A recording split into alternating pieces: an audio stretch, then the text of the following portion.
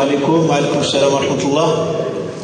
منين نتوما سيدي؟ قلت له أنا من المغرب كذا إلى آخره فلان. طيب قال لي أنا هو محمد البوعزيزي. محمد البوعزيزي رحمه الله. قال لي لا أنا هو محمد البوعزيزي، وبما أن عندك علاقة بالشريعة الإسلامية أنا راني كنحمل واحد الهم كبير في الحياة ديالي. الله يجازيك بخير، الحياة ديالي سوداء مظلمة. بغيتك تجاوبني وتفضل. أولا شنو ما معنى محمد البوعزيزي؟ محمد البوعزيزي معروف. قال لي أنا هو الرجل الأول في العالم الذي أشعل فتيل الربيع العربي، وليس محمد البوعزيزي الآخر، هذاك ولد خالتي.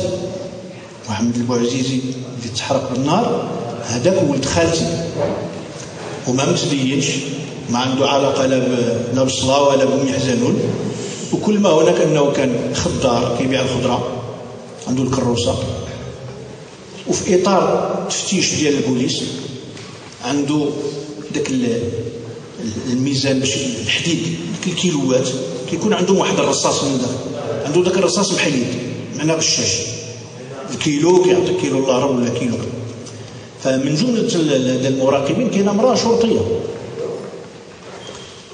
قلت له غادي ناخذ لك هذا الميزان.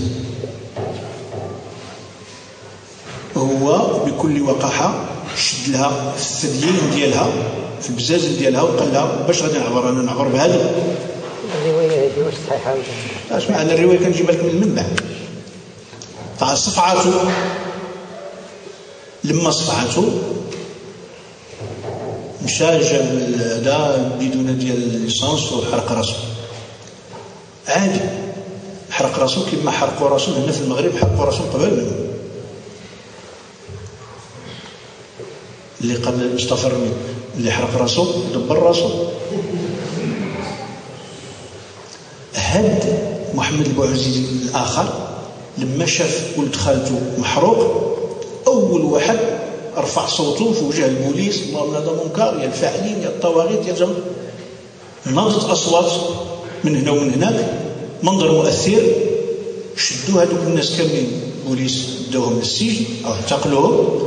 الحومة كلها ساقت الأخبار، ناضوا كيغوتوا، انطلقت الشرارة. السؤال ديال محمد البوعزيزي كيقول أنا إذا أنا هو السبب في المئات ديال الناس اللي ماتوا في تونس، اللي ماتوا في ليبيا، اللي ماتوا في مصر، اللي ماتوا في اليمن وفي سوريا.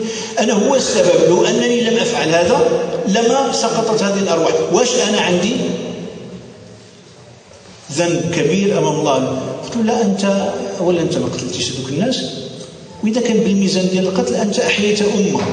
قلت له شوف راه بالسبة ديالك باش أنا خرجت من الحبس وأنا كندور معك الآن هنايا في سيدي بوزيد. فأنت ما كانش عندك نية ديال القتل ولا تسببتي في أي شيء، إنما كان النية ديالك كتدافع على واحد الحالة معينة. هذا بالنسبة للسي بوعزيزي رحمه الله. ومن الناحية الشرعية أخي الكريم هذا انتحار. لكن واش نحطوا عليه المفهوم الإسلامي معنى أن منتحر جهنم مضمونة؟ لا، إنما ممكن الإنسان يوصل للانتحار وهي جريمة كبرى عند الله. الله عز وجل يقول ولا تقتلوا أنفسكم إن الله كان بكم رحيما، ولا تقتلوا أنفسكم. لكن إذا وصل بالإنسان الظلم الاجتماعي والقهر والاستبداد والكرامة ديالو تمرغت، ووصل أنه ما يمكنش يفلت من هذا الانحطاط ديال الإنسانيته وديال كرامته إلا بالانتحار، وأن الأمر فوق الطاقة ديالو، فهذا يعذر عند الله إن شاء الله. ولذلك أنا أترحم على محمد البوعزيزي رحمه الله أنه ربما وصل به القهر إلى حد بعيد، الله أعلم.